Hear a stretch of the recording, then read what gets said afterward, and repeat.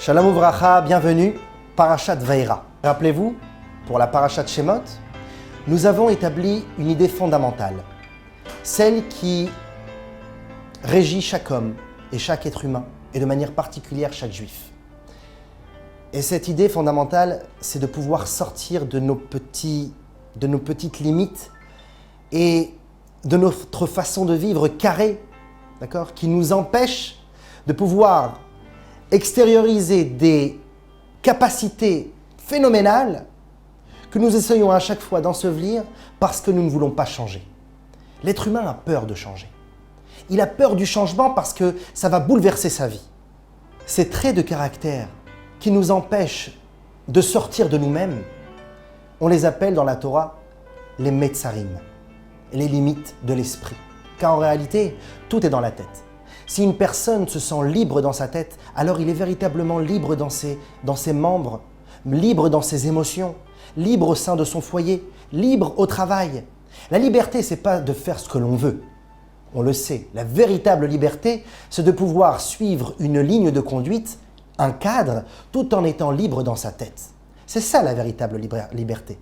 Parce que celui qui s'échappe en disant qu'il est libre, qu'il fait ce qu'il veut, qu'il ne vient pas à l'heure au travail, qui rentre à n'importe quelle heure à la maison, qui mange n'importe comment, qui parle n'importe comment, en disant qu'il est libre, il est lui-même enfermé dans cette prison qui s'appelle « je veux être libre, donc je fais ce que je veux ». C'est aussi une prison. La véritable liberté, c'est de pouvoir se former un cadre et à l'intérieur de ce cadre, d'être libre dans son esprit. Pour pouvoir être libre dans son esprit, il faut essayer déjà de se mettre face au miroir et de se dire « qui suis-je » Lorsqu'on apprend qui nous sommes, alors effectivement, on va découvrir en nous des capacités et des niveaux, des forces que jusqu'à maintenant étaient méconnues. Et alors à ce moment-là, on se donne envie, on se motive de pouvoir avancer. Et là, à ce moment-là, on s'appelle libre dans son esprit. Cette liberté de l'esprit, cette liberté des Mitzraïm, c'est ce dont le peuple juif devra faire face pour pouvoir sortir de l'Égypte matérielle qui y a eu lieu il y a 2448 ans en Égypte. Les Juifs devaient se libérer. Cette liberté a eu plusieurs étapes, plusieurs niveaux. Le premier niveau, c'est lorsque Moïse changea l'eau en sang. Il changea l'eau du Nil en sang chaud. C'est assez intéressant. Pourquoi ce phénomène, pourquoi ce miracle? Vous savez que tout ce qui est dans la Torah est précis. Donc, quelle est l'idée qui s'y cache?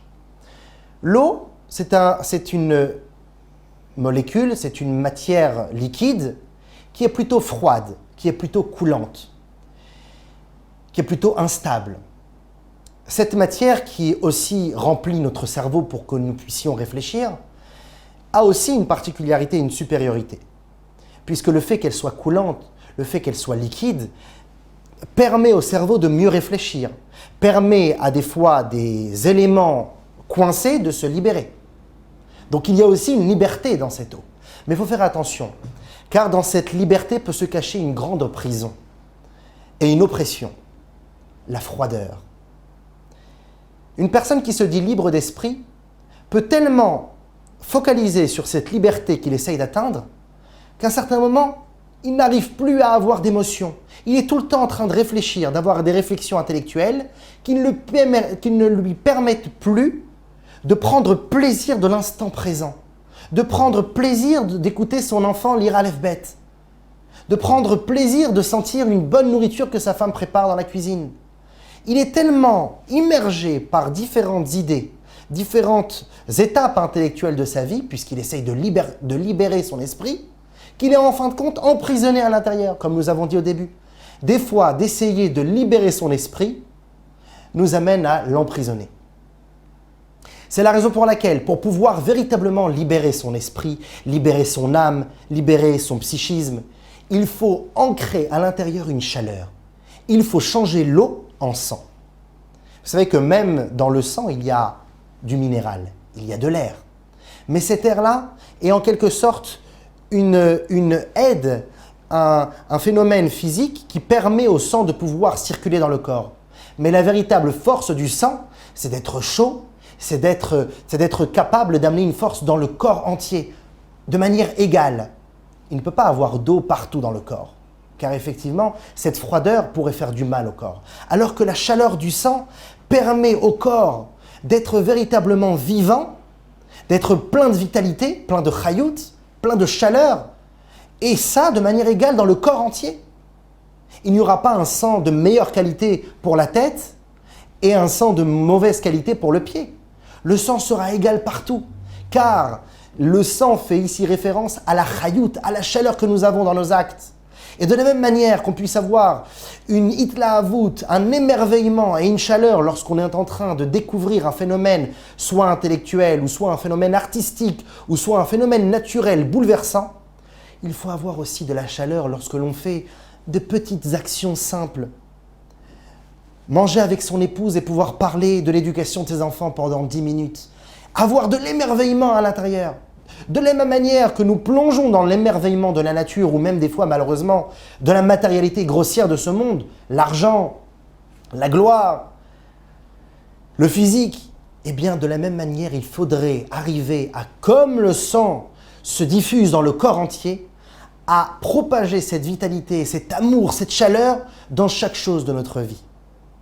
Et pour ce faire, il faut commencer à prendre nos idées intellectuelles qui sont certes élevées, mais il faut un peu les réchauffer. Prenons un exemple. Une personne qui a l'habitude d'étudier la Torah. Une personne qui a l'habitude de pratiquer les mitzvot. Il peut se dire, je n'ai qu'à me suffire d'étudier, je n'ai qu'à me suffire de pratiquer. Je fais Shabbat, je mange kasher, j'étudie de la Gemara, j'étudie de la profondeur de la Torah. Je m'enrichis et matériellement dans mes membres par les mitzvot et intellectuellement par la Torah. Mais la question se pose, est-ce que l'on est en train de véritablement vibrer ce que l'on étudie, vibrer ce que l'on pratique? Dans le langage de la vie courante, kiffer. Le kiff ici, l'émerveillement, la joie profonde que l'on a lorsqu'on est en train d'étudier ou lorsqu'on est en train de pratiquer la Torah, c'est ce qui donne envie de continuer. Ou sinon, on s'appelle tout simplement des hommes qui faisons parce qu'on nous a demandé de le faire. Des serviteurs qui servent leur roi pour soit la récompense ou soit tout simplement parce qu'ils sont soumis. Mais la soumission, à un certain moment, perd du goût. La soumission, c'est le début de tout. L'eau froide qui fait circuler l'esprit, c'est effectivement le début du travail. Mais il faut qu'à un certain moment, cette eau puisse se transformer en vitalité chaude, en vitalité pleine de profondeur qui nous donne envie de continuer. Car lorsque l'on prend plaisir à une petite mitzvah, premièrement, ça nous donne envie de la refaire et ça nous donne envie aussi de continuer et à faire d'autres mitzvot plus fortes. Car on se rend compte que de prendre plaisir et de s'émerveiller sur des petits détails, c'est énorme. C'est ce qui se passe ici pour première étape pour pouvoir sortir de l'Égypte. Moïse change l'eau en sang. Et encore une fois, comme nous l'avons vu la semaine dernière, c'est à travers le petit Moïse qui se trouve en chacun de nous. Celui qui est avec son bâton et qui le donne aussi à Aaron et qui frappe l'eau et qui se transforme en sang. Cette âme divine qui est en nous et qui va se réveiller, avoir un sentiment. Regarder dans la rue et voir une chanoukia allumée, des fois peut avoir un véritable bouleversement dans le corps d'un homme.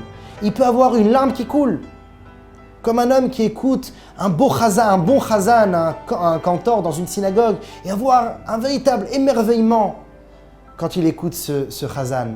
Eh bien, cette petite nekuda, ce petit point de prendre plaisir sur les choses simples, nous donne à la fin une expansion de la vitalité, comme le sang qui se répand dans le corps, et de la même manière aussi comment le sang s'est répandu à travers les eaux du Nil, et à la fin transforme notre vécu.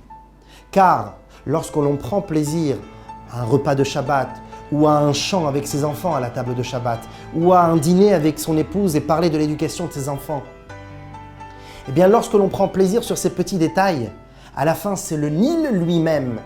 Le Nil qui fait référence, comme on l'a vu dans la paracha de Shemot la semaine dernière, qui fait référence au vécu, au matériel, au travail, à la vie de tous les jours, le train-train. C'est lui-même qui se transforme en sang. À la fin, on a même de la vitalité quand on va au travail. On a même de la vitalité lorsqu'on marche dans la rue et qu'on rencontre un juif et qu'on essaie de l'aider. On prend plaisir et goût à chaque chose que l'on fait.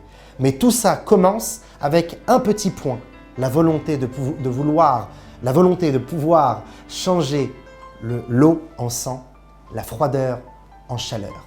À la semaine prochaine.